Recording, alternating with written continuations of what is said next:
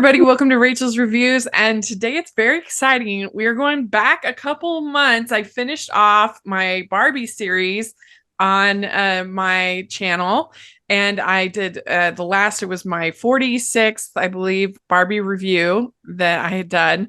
And I did my big ranking video, which was so much fun. And it took me literally 8 years to do all of it because I did them in spurts and everything, but it was so much fun. And I really wanted at the time to do a podcast or dive into the series and everything, but I couldn't find anybody to do it with me. But now I have. It's so exciting. I have Emily and Steven with me from In a Barbie World podcast. And thank you both so much for coming on the podcast. Yay! Thank you so much for having us. Yes. Yeah, thank you. Yeah. So what we like to do for new guests to the podcast, give you a chance to introduce yourself. And why don't you tell the audience kind of how you got started in your podcast and everything in this series. So Emily, why don't you start? Okay. So like 10 years ago or something, probably longer, I bought the like pink sparkly box of the first like 25 Barbie movies. And it's beautiful. I've got it somewhere. Yeah. It's lovely. And I was like, one day I'm going to watch all of these. And then in 2017, I started podcasting in general. I started my Why This Film podcast, and I started doing that. And then a few more years later, Steven came on the podcast on Why This Film. We talked about Logan's Run for, I'm not joking, 4.5 hours. And I was like, you seem fine. You seem fun. Like, do you want to watch some Barbie movies? And he was like, yes, I do. So I was like, great, because I've got this box set. And now I think about it, if I'm going to watch Barbie movies, I may as well do it for a bit. So I'll do it for a podcast. So one of those wonderful things where everyone says they're going to do something and then it happens. We started In a Barbie World in about... God, I don't even know when we started. Well, like when 2021, maybe something like that. Yeah, And we're like that, about 4 years ago. We're on 35 movies, so we've not quite finished them. We've got about 10 to go. And yeah, so we've been doing it a while, but it's amazing. Yeah. I mean, just to add a bit more color to it. So that's the TLDR version of the story. Obviously, we had done some stuff together before on my other podcast, Asian Cinema Podcast. So we knew that we had a little bit of chemistry going, but the whole point of it was that Emily grew up with these movies and my daughters grew up with these movies. So what we thought that the original idea was, I'm not going to name Emily's age, but like a millennial and a Gen Xer together talking about these movies. Yeah.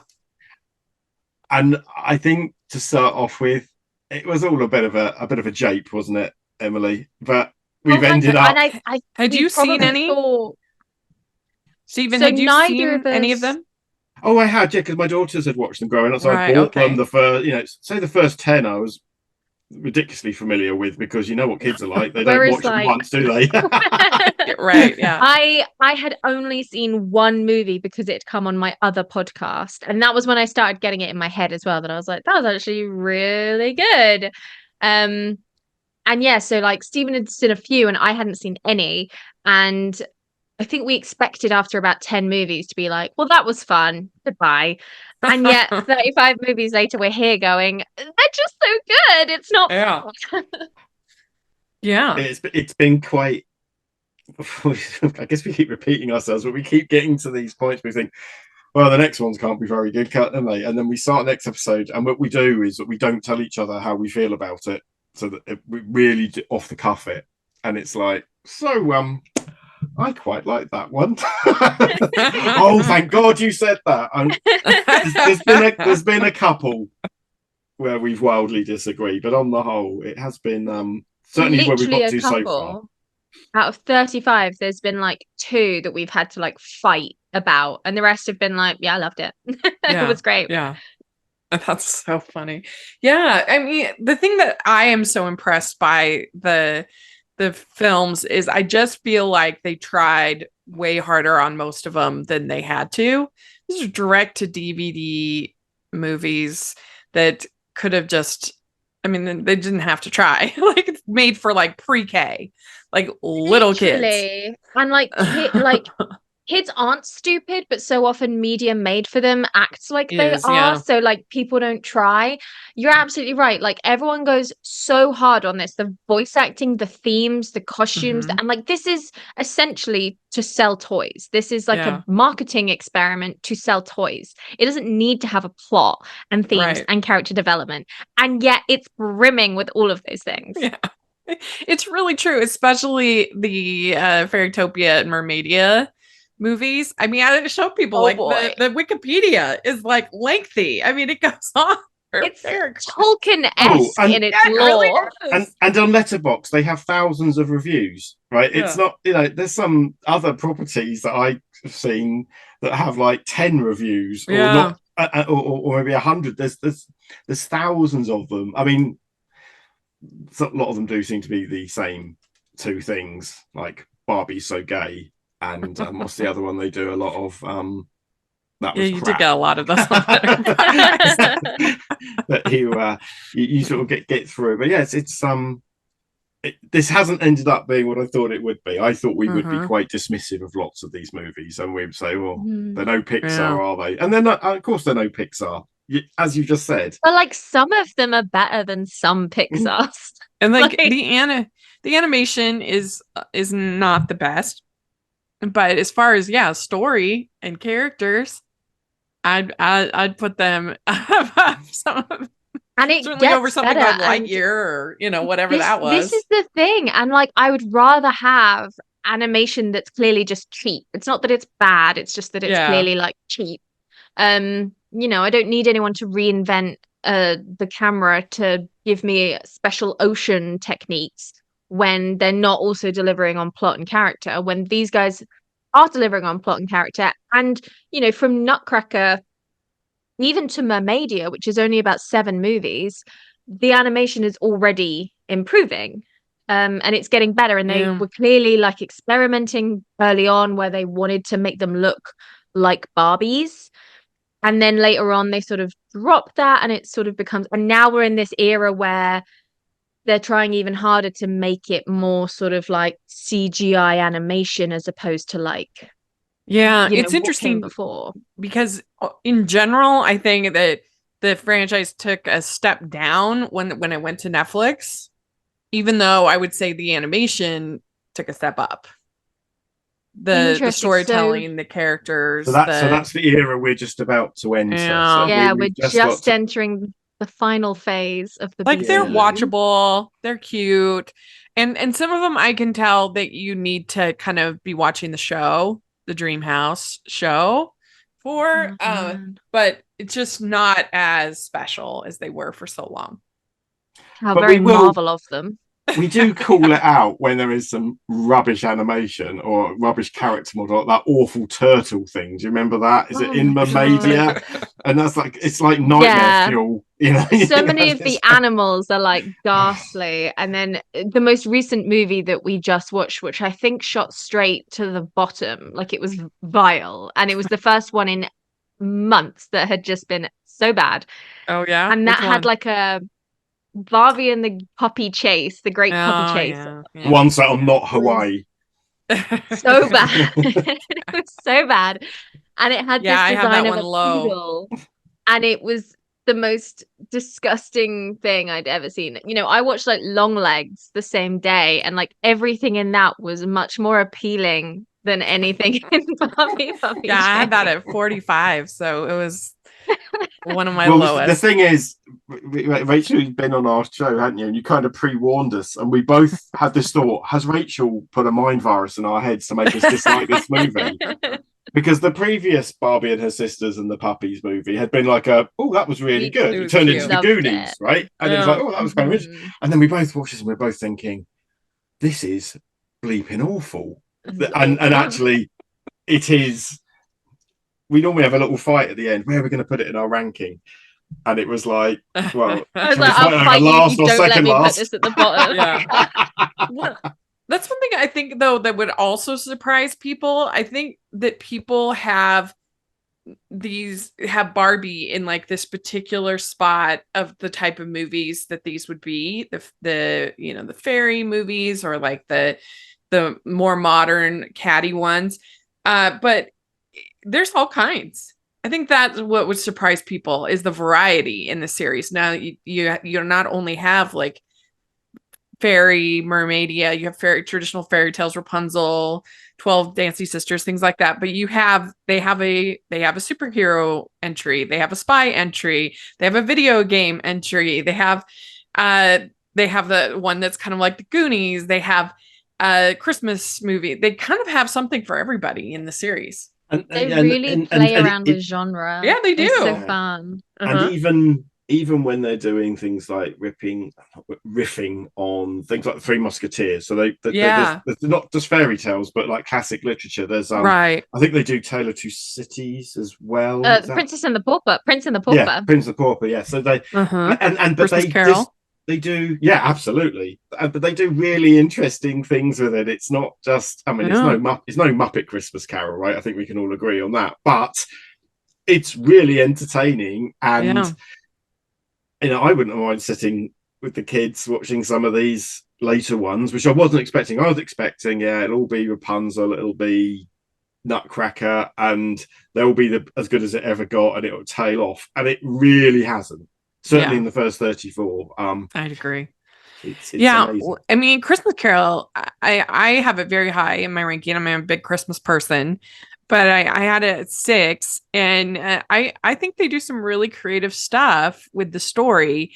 I like the fact that her aunt is the stage, like basically like a stage mom kind of thing, and when she comes back as Jacob Marley, she's got the mirrors instead of the cash boxes. And I thought that was clever. And I like the fact that her intern or whatever, because she's like this opera diva, her intern is the oh my gosh, my brain is the Cratchit, is the Cratchit type. And it's one of the only versions of Christmas Carol I've ever seen where when they go in the future, the intern has become her.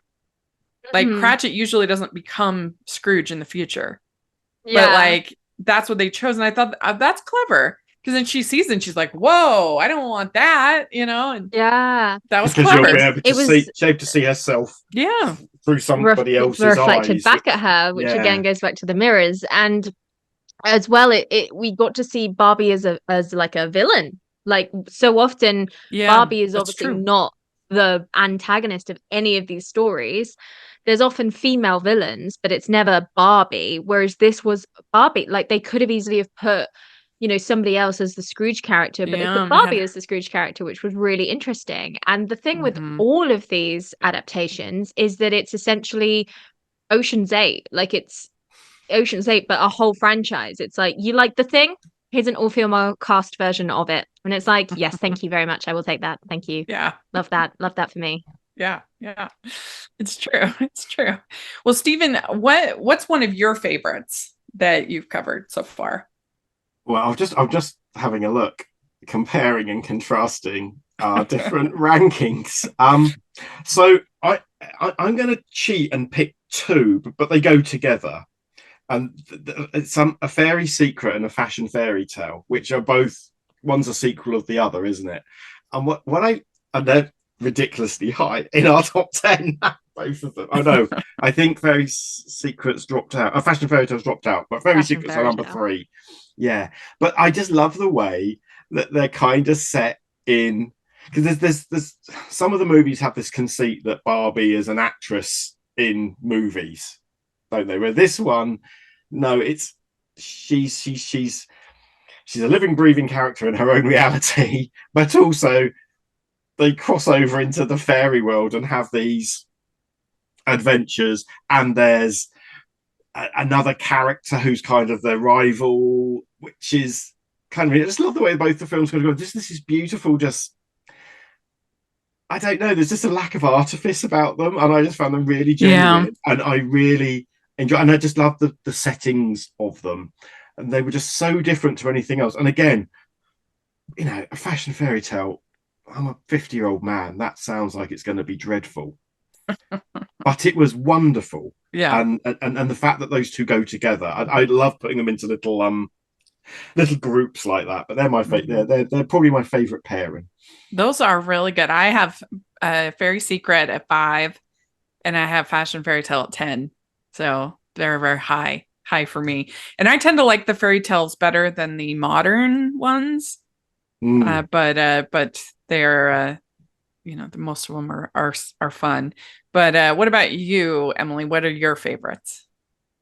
I love anything mermaid related. So two of Mm. my favorites are Fairytopia Mermaidia, which is the sequel to the first Fairytopia, where we get to go under the water of the same land that was teased in the first one, which was so exciting. And it was the very first one that I was like, Barbie is gay, like she is a lesbian, and these are all of her girlfriends. And that is wonderful representation. And then Barbie Pearl Princess was quite late in the game as a mermaid one. It was sort of our last hurrah, and we'd had a few like dodgy mermaid ones. Pearl Princess came with this flawless, thought out world, this flawless set design, costume design, this incredibly almost fairy tale-esque plot, this wonderful villain. It was both modern and oldie at the same time. It held both of those sort of outings that Barbie had been doing throughout the previous years together in one movie. I felt any issue we'd ever had with like logic in a mermaid world was solved in Pearl Princess. And the dolls are Paw beautiful. Princess? I don't know if I know that. Does it have a different name? Island Princess? No, Pearl the Princess. Barbie, the Pearl Princess. Oh, where Pearl she's Princess. like, Sorry, I thought you said Paw Princess. yeah. Okay, Pearl. Yeah, let's see. Where do I have that?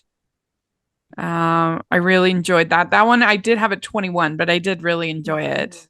I pushed it to 5 in our ranking because I was like, it was flawless, Stephen. You cannot tell me That otherwise. was one I thought it was fine. It was one Emily searched for. Like I said, I'm just trying to think what the ones that we really disagreed on. Barbie Diaries is a big one because Yes. you really like the high school I- setting, whereas I was so in fairy tale world that I was Rachel like, I'm not ready. detests Barbie Diaries. Yeah, Was her least favorite. It's my least favorite. I think part of that comes from where it's placed. If Barbie Diaries happened around Spy Squad or even a Fairy Secret realms, you'd get away with it more. But we are slap bang in the middle of like Swan Princess, Nutcracker, Princess and the Pauper, and then they're like Barbie Diaries, meet her at high school, and you're like, absolutely not. No, go away. I need dragons. It just because it's the only one done by this particular studio, it looks so different. That was kind of jarring for me. And it really feels like you're more watching one of the Bratz movies versus a Barbie movie in the tone, feel, everything about it. So I think that's part of it for me. But it just didn't have that charm that I want out of a I Barbie liked movie. it. I liked it. In my head, it's Barbie's version of Heathers. Right, it's that's what my head canon says. But I think it was quite an early one, like Emily says. Obviously, we've done them in order. It was quite an early one, and maybe I have tried to keep it up higher in the list than maybe it deserves. I think the other one we probably had a different opinion was Island Princess, which I really liked. And Emily really didn't like at all. It says Island Princess, and then she's on the island for 5 minutes. Yeah, true. What the But I think hell, we both Barbie? agree it's probably the best dress. Oh, it's hands down. Oh the best yeah, dress. it is a good dress. Yeah. I enjoy. I have Barbie Island Princess at 16, so I did enjoy that one. But yeah, I mean, I liked kind of the adventure of it. But, I mean, I think the other thing is 16 on our list is not a bad rating at all. I think our list sort of our top 10 essentially goes to 26. That's our top 10. The first 26. we have the the original Barbie and the Rockers, Barbie Out of This World stuff, which is the very first one we did, which seems to be the point. If it's better than that, in my head, it's in the top 10, and if it's worse than that, we're never watching it again. And that's where I always go. So where does this rate against Barbie and the Rockers? Which is fine. and is really important for a lot of people. That's the other thing we sort of found out when we started this. It didn't really have a resonance with us, did it, Emily? Because it's not a.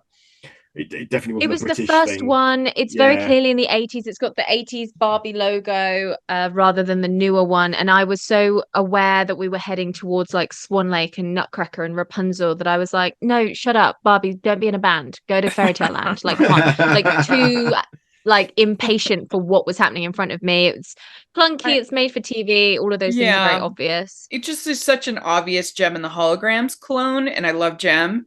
So it was just kind of like, I would just rather watch Gem. And I'm so glad you said that, because we had to like learn that history. We didn't know. And it's so it like what a wonderfully deliciously evil step for Barbie to take as her first. Yeah. To be like sorry, I don't know if I can swear on it, but like just to be like, you're doing what? Oh yeah, no, we're gonna beat you to that. We're just gonna do that, but quicker. And you're like, wow, Barbie, put the claws away. Well, and if you are gonna watch anything Gem, don't watch that movie, the live action. It was terrible.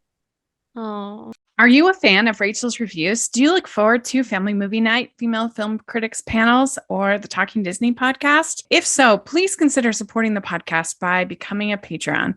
As a patron, you get to access monthly events such as the watch-alongs and Q&As, where you get to talk to stars and find out the behind the scenes of the movie making industry. And you can pick what I review for Family Movie Night, or even become a guest on the podcast. Podcasts and YouTube channels are expensive, and I really, really could use your help. I would so appreciate it. You also get to be a member of the Facebook group where we talk about all the films that we're seeing, and we have so much fun. Go to patreon.com/Hallmarkies and select one of the Rachel's fan tiers. That's patreon.com/Hallmarkies. I was so nervous about Greta and her movie, and I'm like, oh, please be good. Please be good. I knew this was like our one shot, to introduce kind of Barbie to a new generation. This was it, outside of the dolls, obviously, but in movies. And if this was bad, that's it. Has it? I don't know if it has it boosted sales of Barbie dolls, because I know Mattel were sort of worrying about that. They were not doing very well in terms of sales. Oh, were they? Has the Barbie movie? I don't know that as a fact. I should have looked up that stat. Or... yeah, I can't imagine. I mean, it would like... seem like it would have to have. This is the thing, or are people just buying the expensive Barbie movie dolls at like people my age doing that to have like, so Kate it says McKenna here, doll. According to a Forbes article, it says Mattel has calculated the revenue boost from the Barbie movie to be 125 million, including sales of dolls and related merchandise and movie earnings. So I mean, yeah, most of that was me personally going to all of us. Yeah. I mean, so way to go. I mean, I give them a ton of credit because they were willing to really allow her to make movies she wanted to make. Thank God. It sounded so exciting. Of fun at them and their company. Like, it didn't feel like a movie that was heavily managed by them. Yeah. Well, you hear about all the behind the scenes, and it was basically Margot Robbie being like, right, so anybody got a problem? You got a problem now? Speak up. If you don't have a problem, shut up. We're doing it. Okay. Yeah. And they would go in and be like, we're doing this. All right. And they'd be like, we'd prefer it if you didn't. And they're like, well, we are, so deal with it. And that was kind of how they navigated doing that movie. It sounded so like Boss Babe. And it's personally, it's perfect. It's just every single moment you're laughing so hard because it's so funny and delightful and gorgeous to look at.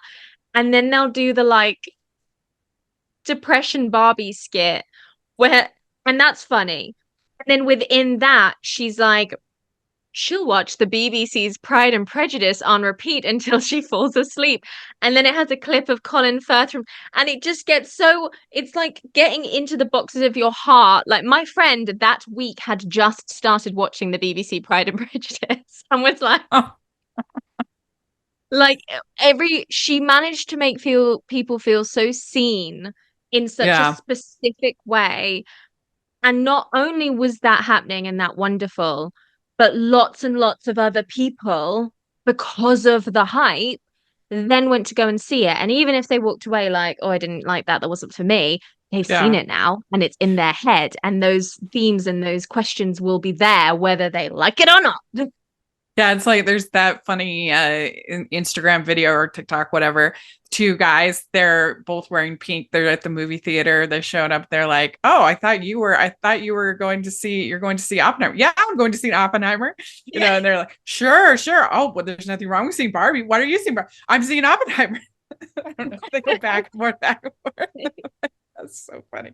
But yeah, And it got a lot of people to embrace the pink, which is the biggest victory of all. Because for so long, I feel like Hollywood has basically been making movies for 17-year-old boys. Oh my God, yeah. And We not only that, almost never get anything for like women. They'd weaponized the color pink, like in the 2000s, early 2000s, when I was growing up as a teenager. Pink was very much the villain's color.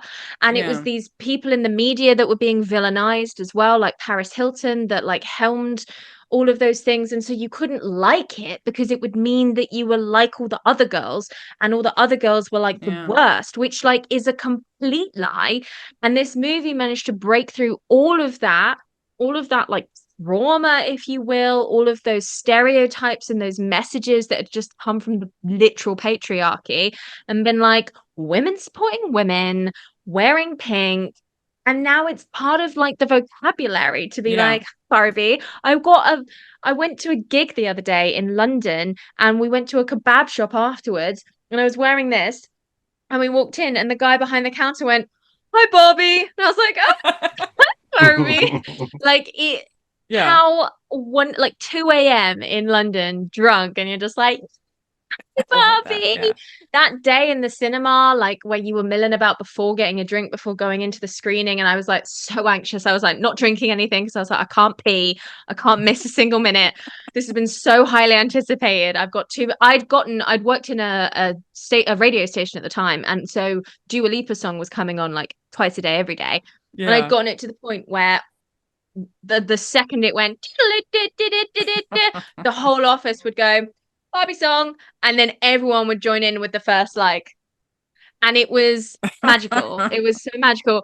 People were coming up to me on the day being like, happy Barbie day. Happy Barbie day. It really was a special time. Like this year, it's felt like such a disappointment as far as mainstream films. There's been hardly anything that I've liked. I've been such a grump. And I think part of it was because it was just Barbenheimer was just a special thing. It was so fun. Amazing. 2 really quality movies, totally different, but that you wanted to talk about, that had something to say. And Stephen, what did you think of the live action Barbie? What do you think? So, no, we have a slightly different opinion about it.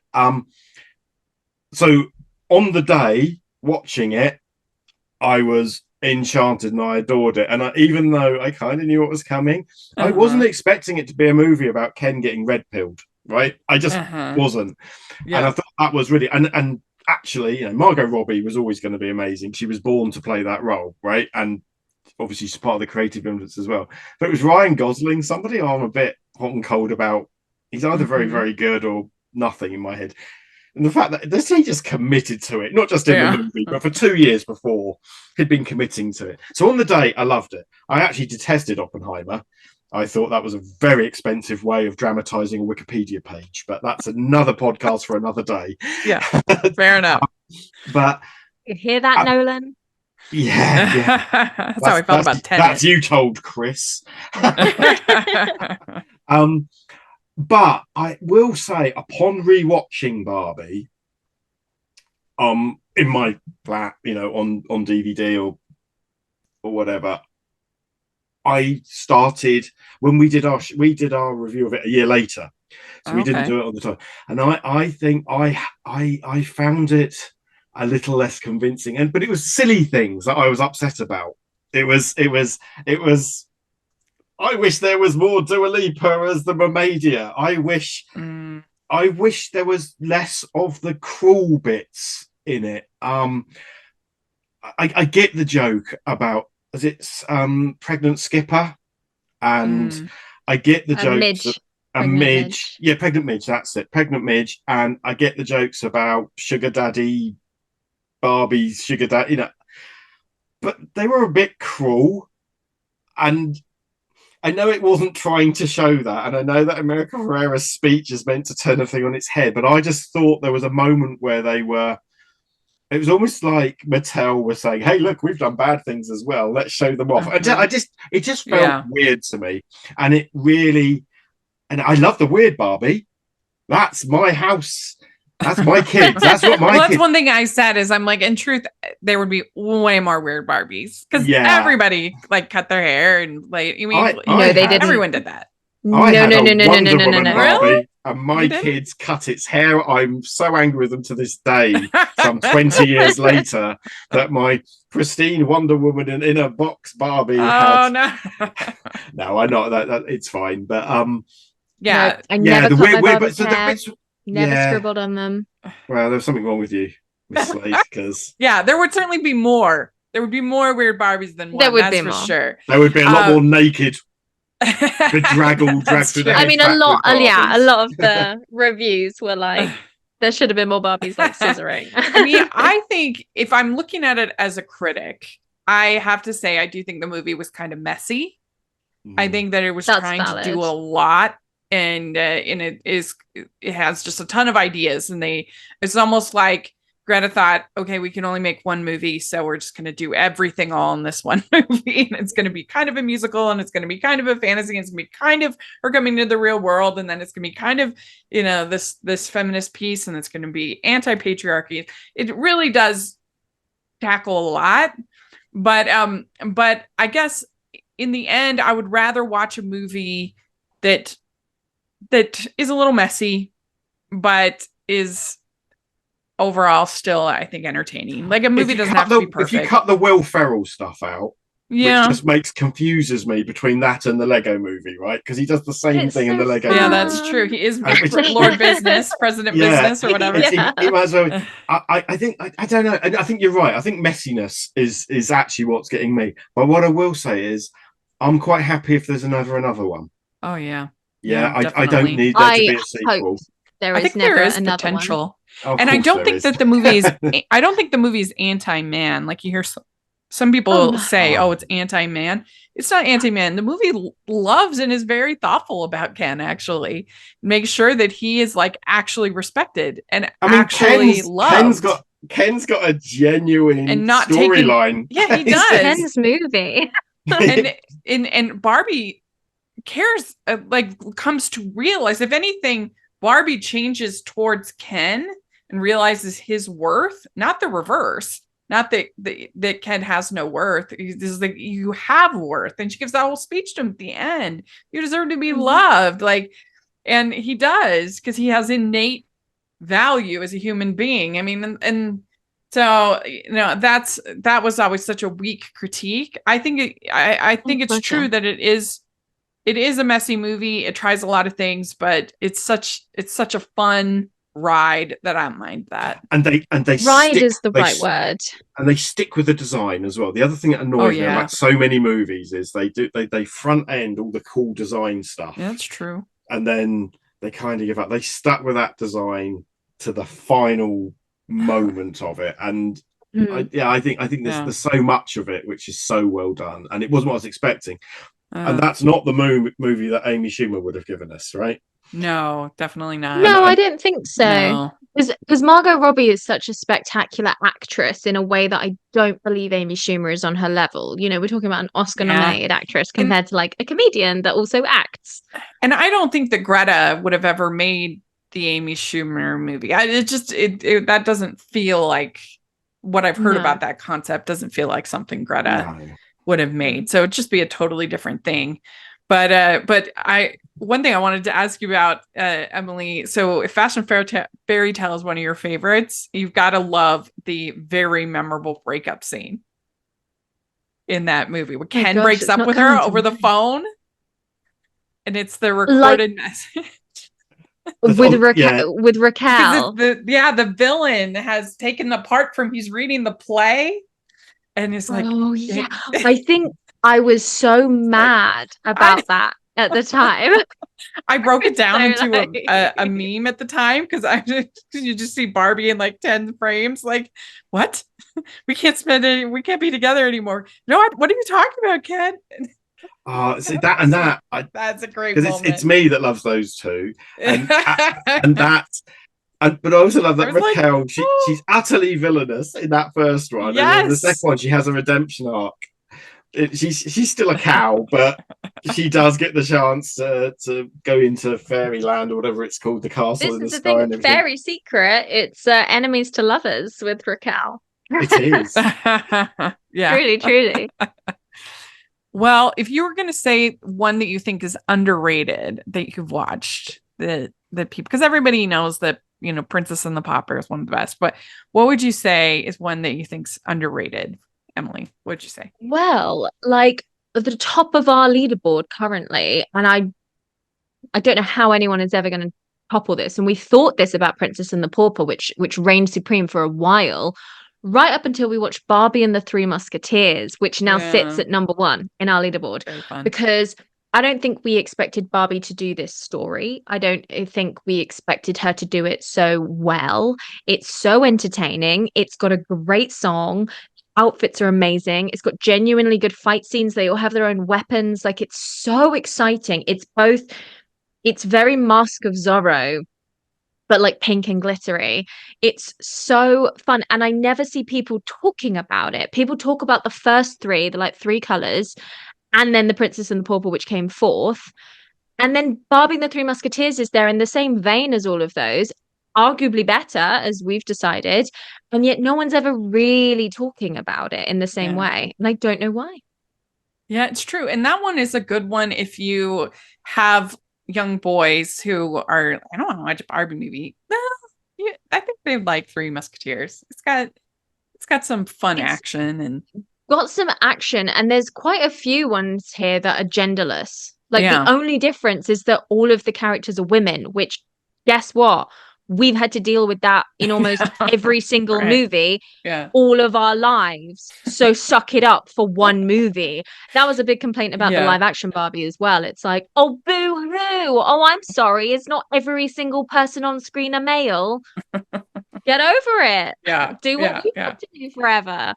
And that's the only thing that can put you off a Barbie movie, because it's not like they're doing wholly womanly things that only women can like relate to. They're always doing things tied with like friendship and adventure and, you know, getting on with it. And like the only thing is that they're not all men. And there's not one token woman. They're all women, and there's one token men. That is the only difference. And I think they are all perfect for all genders. Once I think I think we not underrate, but we assume that boys will be pickier than they really are. Like, it seems like that we think that they'll care about those kind of things, but then once most young boys that I know, they don't care. You know, and they want to play I the think that they want to do all of this stuff. And it's everyone else being like, you sure you want to do that? But and then they like start thinking about it. If there's that stereotype with a young kid, I think the Three Musketeers is one of the best like gateways to be like, see, if you just give it a chance, they'd be like, oh yeah, that was really good. Yeah, I agree. I don't like often when we feel that we have to put women in masculine-esque roles to get men interested. Like, you can love her because she's a painting princess, or you can love her because she's a swashbuckling musketeer. Like, you you like her because of her character, in the same way that like we don't adhere to these male characters because like so often, and I think this is changing as more movies come out, but so often when men have to cite, being in the film community, when men have to cite their favorite female characters from cinema, it's always the main 2 that essentially could be played by men, and it's like Sarah Connor and Ripley from Alien. And it's like, okay. You know that Rose in Titanic is like a freaking amazing character, right? Like, no, okay. And so, yeah, Three Musketeers is very that. So you're absolutely right. If there's societal expectations and they're worried, like, this is definitely a really engaging one. But they all are. There's Yeah. plenty of Kens as well in a bunch of them. Yeah, it's true. We'd like to take a second and thank our sponsor for this episode of the podcast. It's the good folks at Harper's Road Press and Lindsay Gibson and her new book, The Christmas Coin. Professional ballet dancer Amelia Collins is blindsided when an accident causes a career-ending injury. With no other options but to start over, she leaves city life behind to remodel a country home in the quaint village of Whitebridge, Connecticut. Running on nothing but hope, she moves in only weeks before Christmas. Then she discovers an old European coin with a story while loading some boxes into her attic. A story that might upend everything, especially when single dad Benjamin Walsh finds out about it, and when she learns he's in charge of her remodel. She isn't quite sure how the holiday will go. You can find out more about The Christmas Coin and all the great books from Harper's Road at harpersroad.com. You can purchase The Christmas Coin wherever you do your holiday book shopping, or you can use the affiliate link below. That's The Christmas Coin by Lindsay Gibson. We know you'll love it. What do you think, Stephen? What do you think is an underrated one?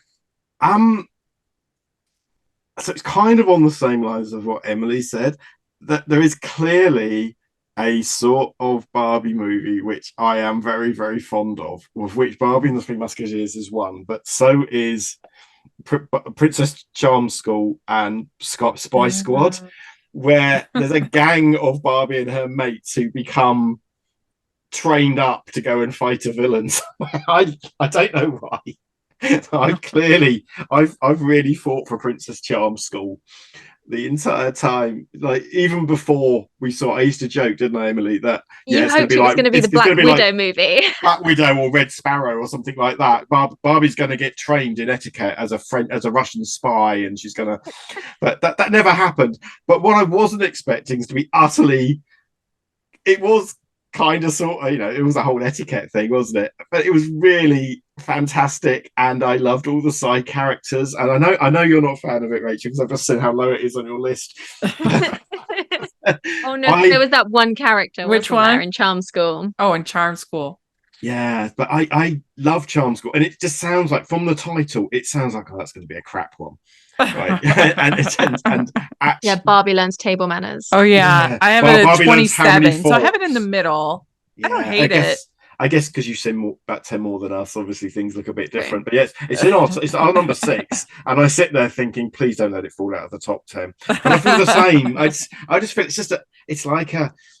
it's weirdly contemporary. It lives in this world where princesses and normal people hang around at the same time. I think is it not semi in the same universe as Barbie Rock and Royals? I think they're kind of in the same world. Rock and Royals, and then even the superhero one felt like it was in the same sort of world as that. And then like Big City, Big Dream, and you kind of get that same world.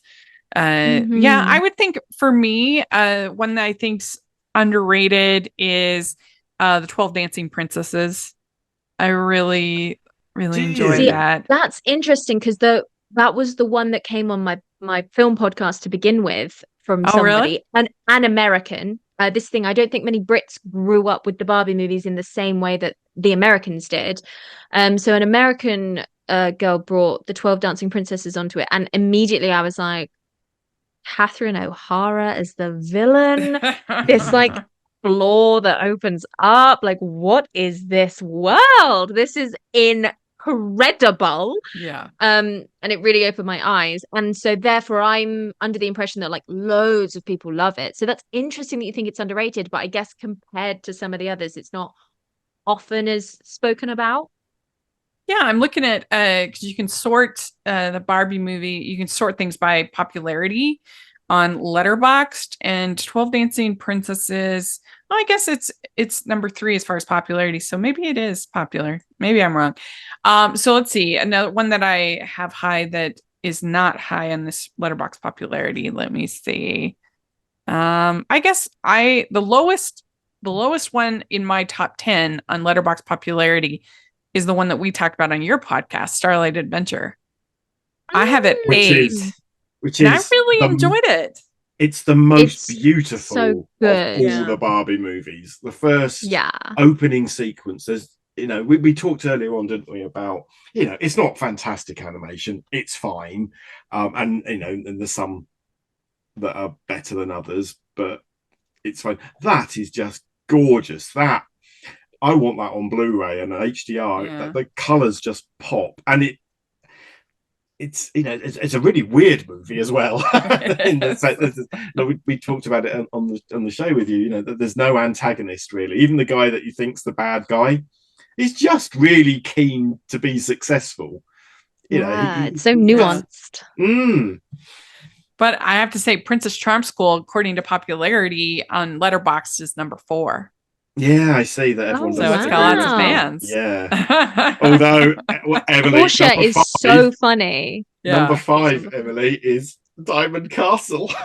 Okay, so this is the thing. Flip that question. Emily, what do you think is overrated? The Diamond Castle. What is going on with everyone? I clearly have to rewatch it because the mixture of medieval and Greek just scrambled my brain into a place that I didn't like. The dogs, breakdancing dogs, fill me with so much poisonous anger that I don't know what to do with myself. And yet people are like, I love the Diamond Castle. It's like, did you see how the dogs breakdanced in this medieval Grecian world that doesn't make sense? And there's too many characters, but the and songs no one are knows so what's going fun. on. And we clearly have to do this. Is so funny because this is the first and currently only where we met up in person to record it, and we were both like, I don't like it, which was such a shame. So I think we're gonna have to almost do a live rewatch again in person, just to be right, is this as bad as we remembered, or were we just disappointed coming off the back of what had come before? Is it just those dogs, which I don't think I'm ever gonna get over?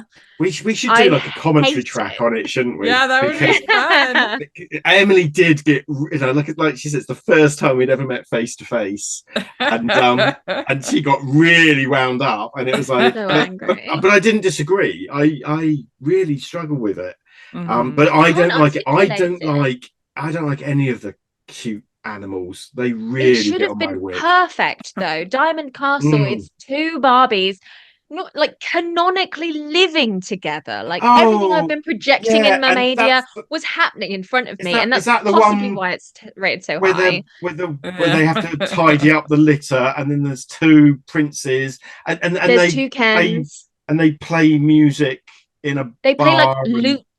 Yeah. And then they go on to this Greek temple where they awaken some ancient muse gods or something. But and it has there's 3 villains. It's so chaotic. I just remembered though, it has got the real gothy, milthy villain in it, hasn't it? It does. She is. There is one of those. But it has breakdancing dogs. The breakdancing dogs is bad, but the villain then it is had one of my favorites.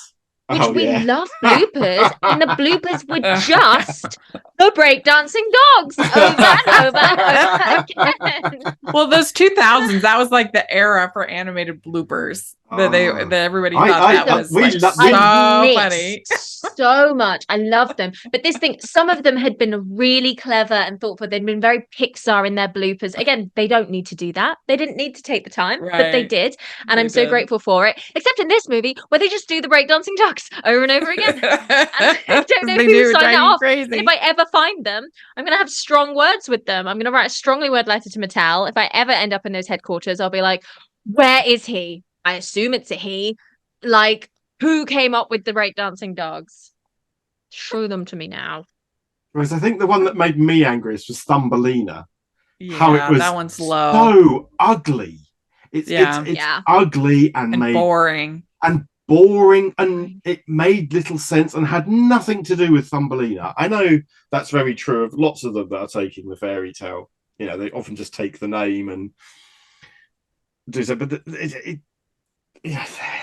And I can't remember if I said that at the time, but one of my favorite movies of all time is and it explains a lot about why I'm the way I am for derogatory, because it's Don Bluth's Thumbelina, which is very accurate to the fairy tale to everyone's detriment, because it has this absolutely engaged protagonist that has no agency, just does whatever any man tells her, falls in love with everything, and it's awful. And I once showed that movie to my friend, and she was like, I understand you now. I understand why you are where you are. I And do. I was I like, appreciate. she was like, that's not a compliment. I was like, okay.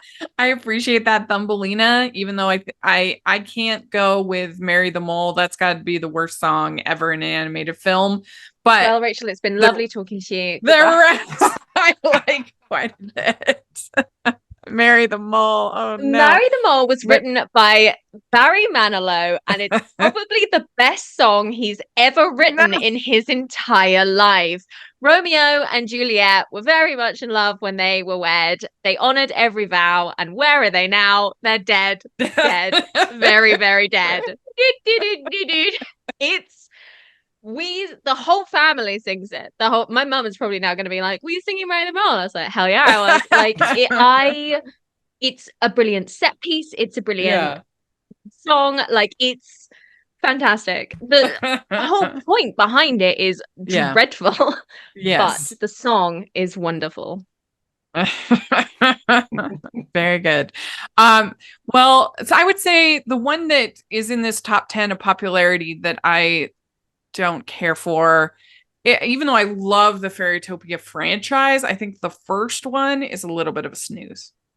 I think it's a little boring. So we liked the first one. We did not care for the third one, Magic of the Rainbow. That is like second to horrible. last on our list. We were so uninspired by it.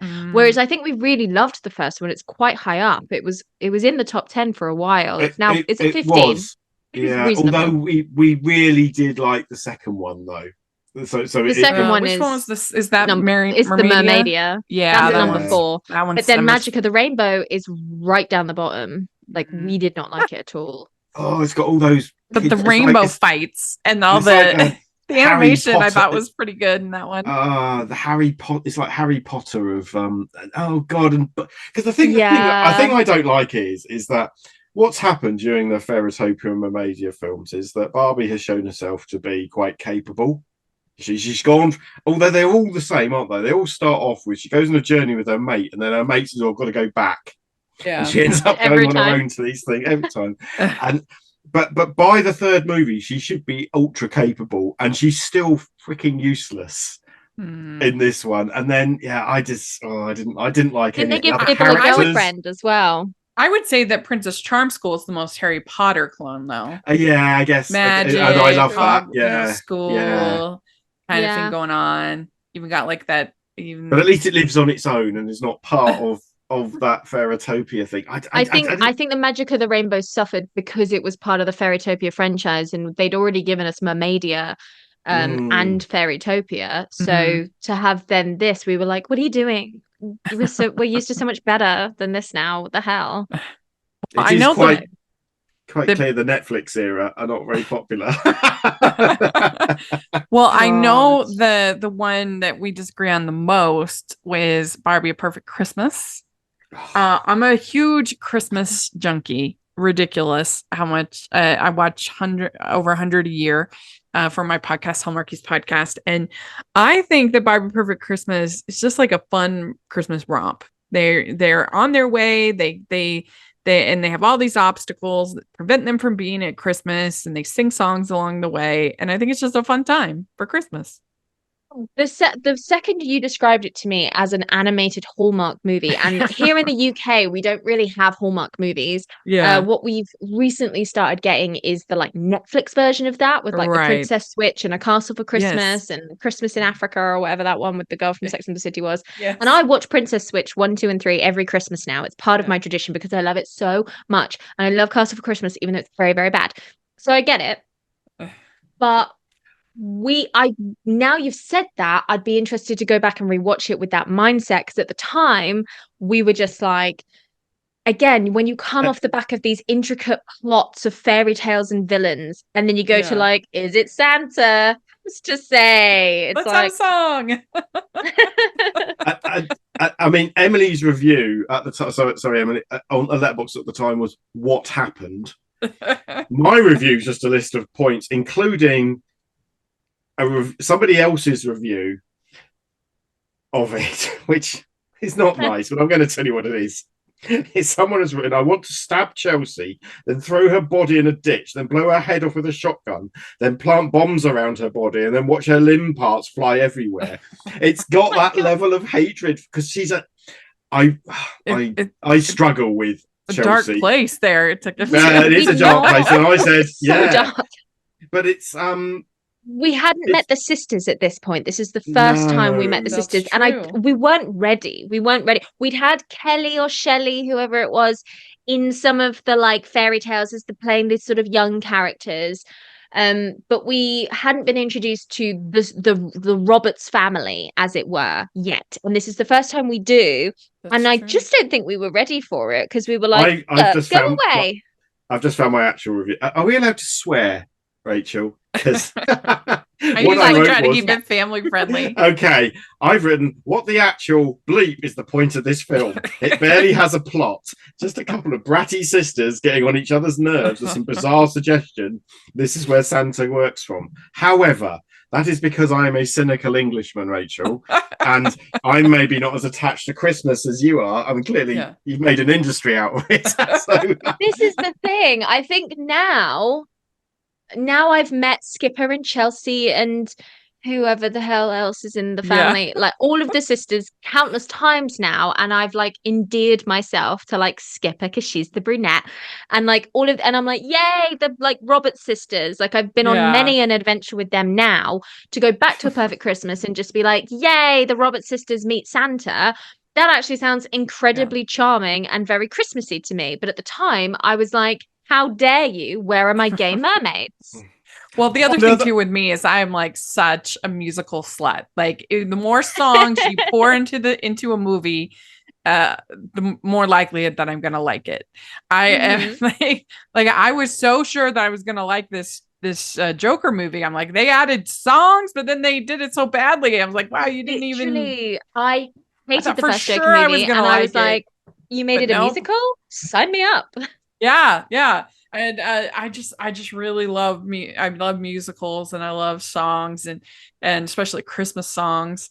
So that's I do tend to like the Barbie movies that have songs a little bit more. And so many of these Barbie songs are bangers. Yeah, they really are. Brie Larson just popping up in the credits of one of those movies, singing a little song. I'm like, oh, hey, Academy Award winner Brie Larson in the credits of a Barbie movie. Yeah. I listen to the Fashion Fairy Tale one. I listen to like every day of my life. Like it's on my like day playlist. But it's part of our routine, isn't it? As well. So I'm not a huge fan of the music, although but they do all sound like Avril Lavigne to me. But I think that just dates me. That's the thing. The songs from this one, but it is part of our routine. Not only do we watch the film, but Emily then listens to the soundtrack on Spotify, and it's normally a banger. Depending on, there's very few that have got terrible songs, right? Yeah, they've usually got at least livable with, and sometimes they're really good. And then we'll go off on eBay and have a look at all the toys were, and then we've got this whole sort of culture around the movie. It's not just the movie. We think it's more than that, and every aspect of it is so good. And I think the songs are a big one of that. Like honestly, like some of the as I say, I put them. We were driving to Somerset recently, and the Barbie song came on the playlist, and it can disguise itself amongst like kind of poppy teen pop. It's like Olivia Rodrigo, Sabrina Carpenter, Barbie Fairytopia, Sabrina Carpenter again, and it's like your friend's like, what is this? And you're like, just listen. Did you like it? And they're like, not particularly. Like it's very clearly from a child's animated movie. What was it from? And I was like, I mean, it was from a child's animated movie, but it was good. No. And she was like, I mean, it wasn't bad, but please don't play it again. But I think they're wonderful. Like my heart hurts. And they're really good, like tempos to walk to. The like Fashion Fairy Tale one is really good. It's like, yeah, they're great. I love them. I love them all. We should have, Emily, a curated Spotify list for our listeners, shouldn't we? Yeah, that would be fun. You should. Totally. There's a job for you.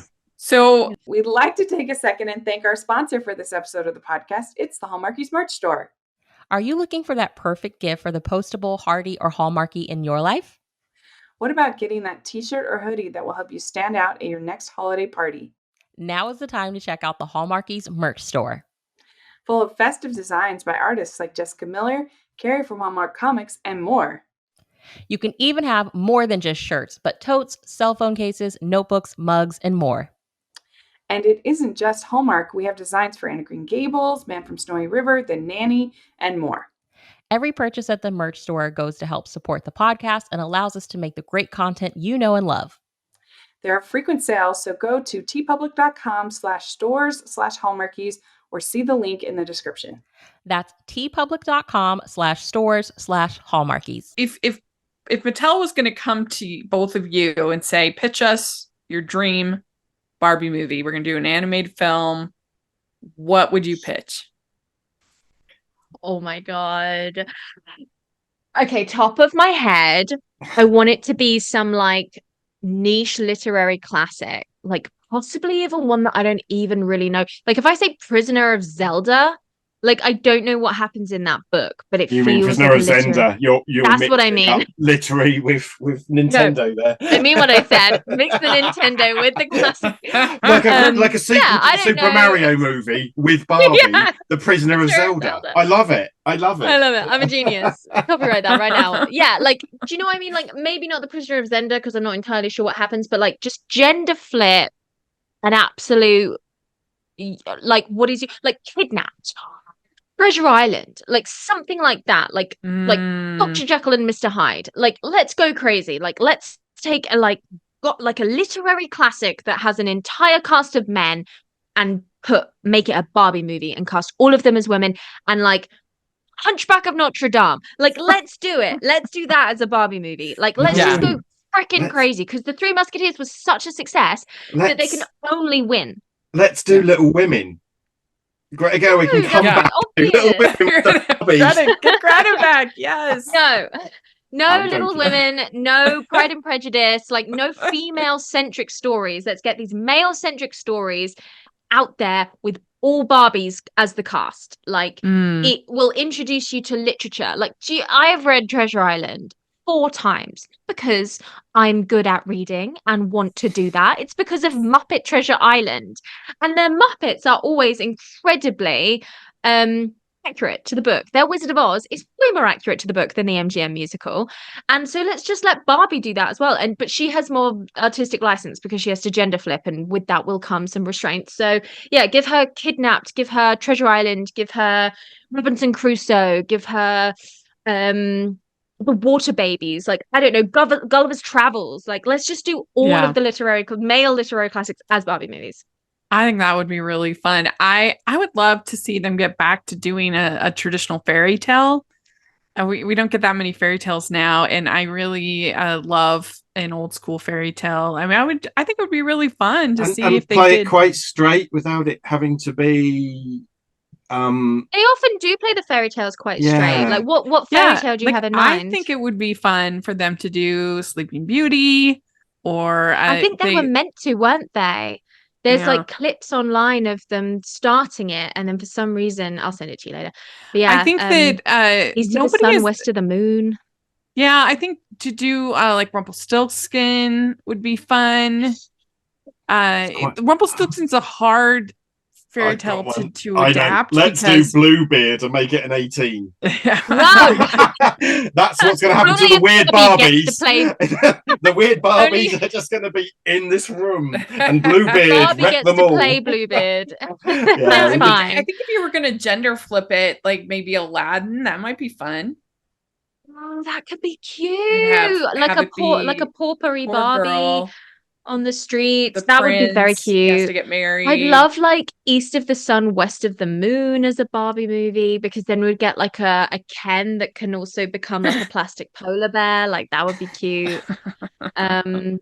There's so many. I think Rumpelstiltskin is such a good shout because we never see that done straight. We always just have to utilize Rumpelstiltskin as a character within another piece of media. We never get Tim to do his own story. I think the reason why it's tough to adapt is because like essential to the story is that if she doesn't turn the straw into gold, he's gonna kill her.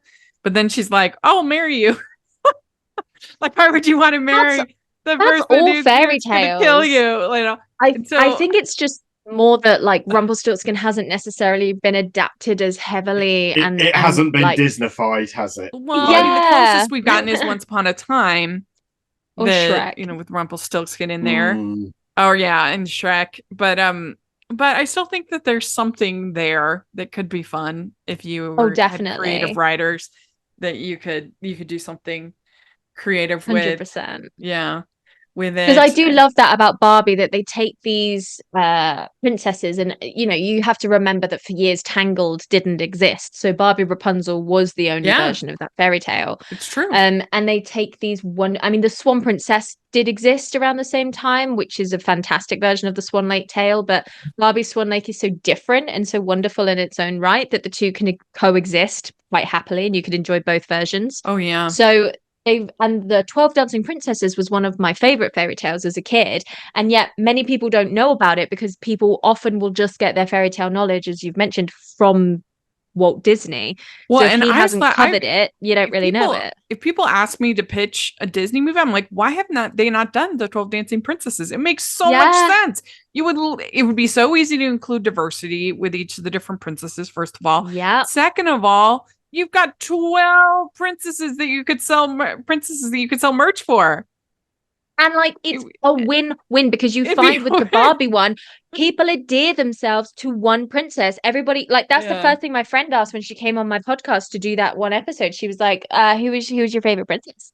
And I was like, oh, the like one that looked like me, obviously. Right, and then like that's how it works. You do one that looks like everyone, and then everyone can be like, hey, it's me. And there'd be it's 12 a princess. of them. Yeah. And they can all have their own different personalities and it's super fun and there's so much scope there. You're absolutely right. Like, it's absolutely insane that they haven't done it yet. And there's still so many fairy tales out there before we get into Angela Carter territory, Stephen.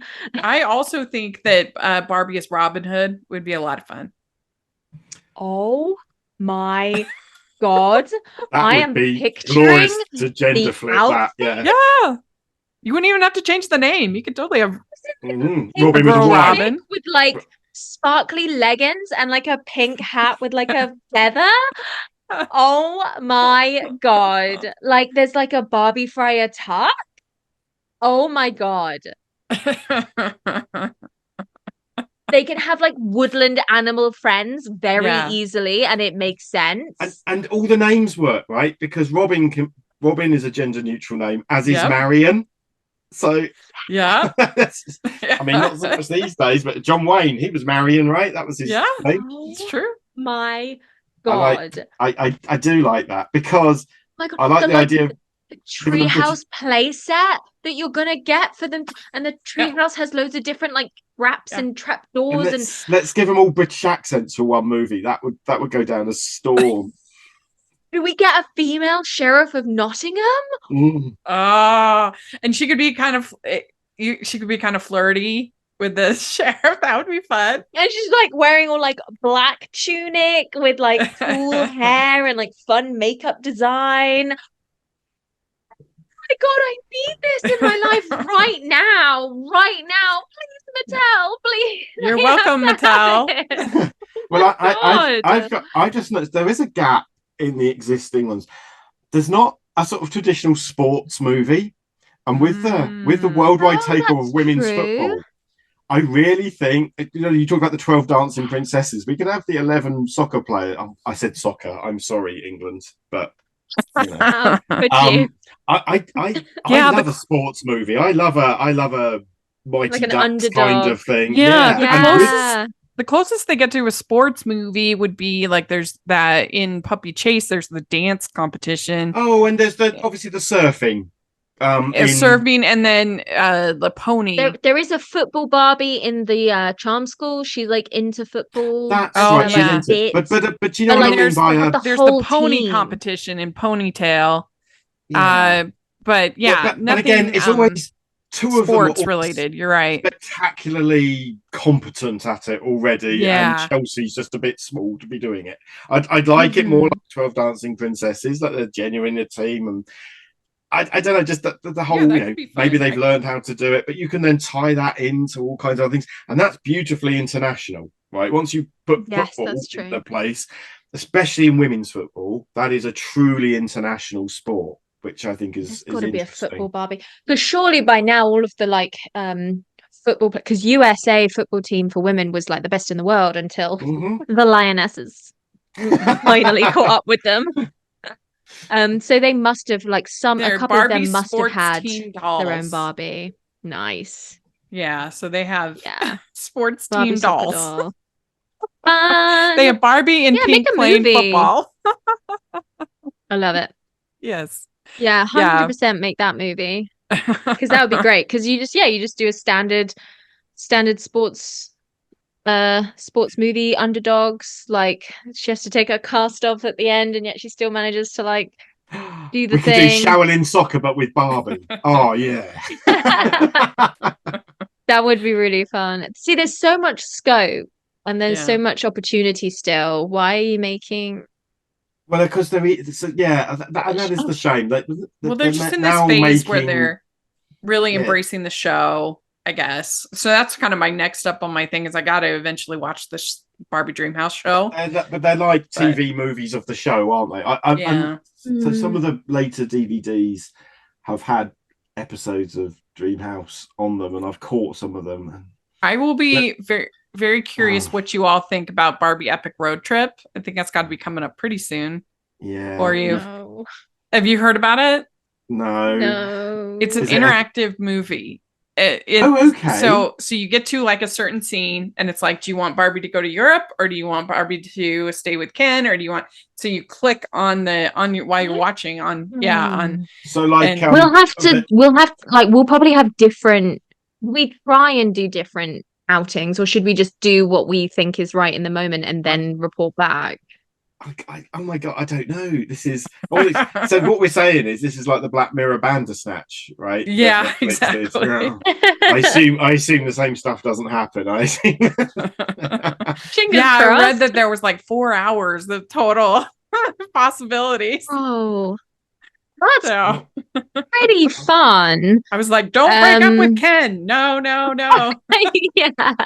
But I like that as an idea, because the other thing we haven't really covered is the other thing which was going a lot when my kids were growing up is that Barbie had loads of computer games. She had PC computer games, Nintendo DS computer games, GameCube computer games.